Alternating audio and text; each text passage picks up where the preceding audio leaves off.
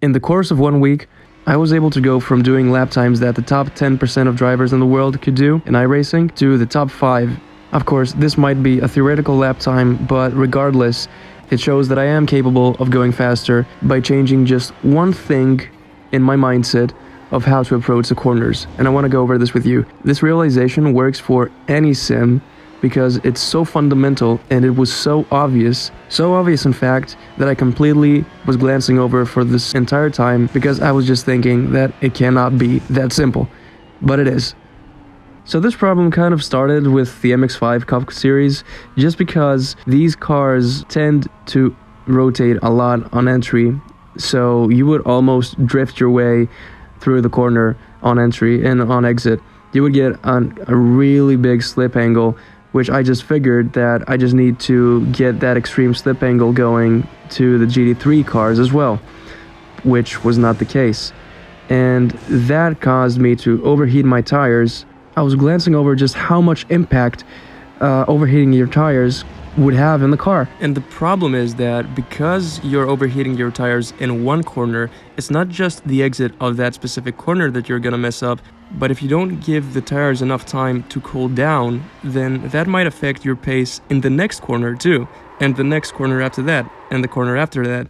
It's basically a domino effect that might screw up your entire lap just because the tires never had the chance to cool down, and it might just start just by one corner.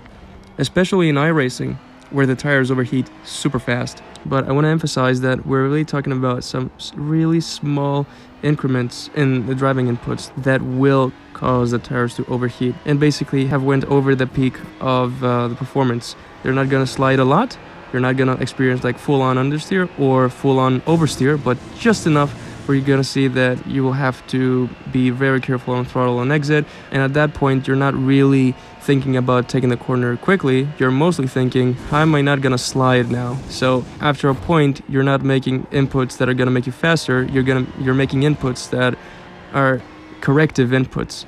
And again, that mostly had to do with the fact that in the MX-5 Cup, sometimes you would countersteer, so basically you would oversteer all the way through the corner. And I was just thinking, oh, okay, so oversteer is good. But in reality, no, it's not. Neither is understeer, to be clear with that. You just shouldn't overheat your tires.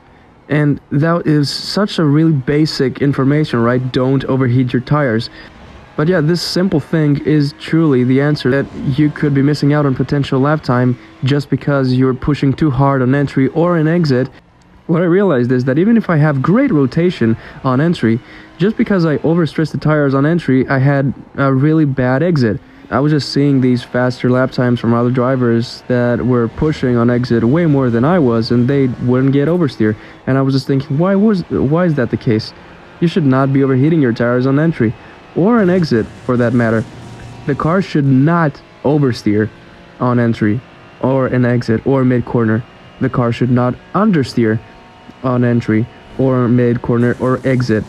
So basically, there's a fine line, there's an in-between, which is where you want to be, where you're using the maximum limit of the tires for the fronts and the rears.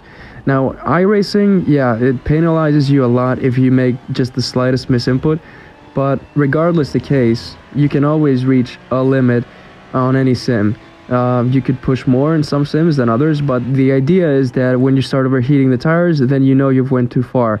And rotation does not mean oversteer. That was something that I had to learn now, because for the longest times, even in the MX-5 series, it really seemed like you are drifting, just slightly drifting along the corner. But no, you are using both the fronts and the rear to rotate the car, and they're not overstressed. They're at the peak of the limit.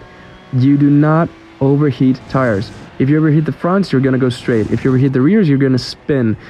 You need to use both the fronts and the rear at the same time to rotate the car. So yeah, there's not going to be an extreme slip angle, at least not in the GT3s. That's what I realized. You will feel like the car is almost understeering, but at the same time almost sliding a little bit, because that's the feeling that you should aim to get. But I have to stress that I don't have the experience to really speak confidently into this matter, but that just helped me lower my lap time quite a bit.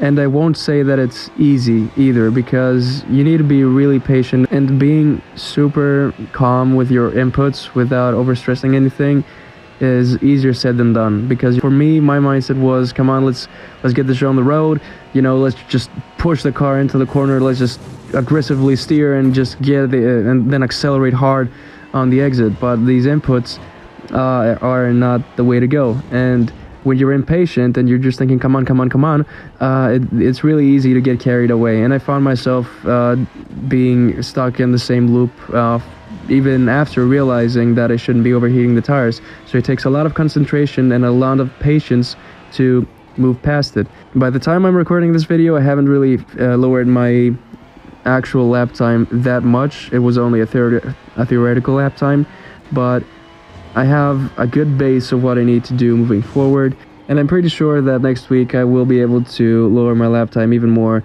theoretically and also practically. So yeah, I'm looking forward to that. I'm gonna stick with this track in Portimao just because I feel like if I change tracks now, I'm gonna start from base 1 because I haven't learned the fundamentals yet. So it's best to just stick to practicing the same way that I did with the MX-5 Cup car, and until I learn exactly how I need to approach my driving, I'm just gonna stick with this track. And as soon as I have a good base and I know that I pretty much know how the car can go fast in this track and what the driving inputs need to be, that's when I'm gonna start also practicing and also racing in other tracks. But yeah, that's all for this week. Hope this video helped out a few of you. It's a really basic thing. Just keep it in mind. Do not overheat the tires, nor the front nor the rears. You do not oversteer your way into the corner, and you do not understeer the exit. It's an in-between. I'm gonna say this one more time because I also need to hear it. Do not overheat the tires. Do not drift into the corner. That's a no-no. Drifting means you're overstressing the tires, and on exit you're going to pay the price for it. The same thing goes with understeer.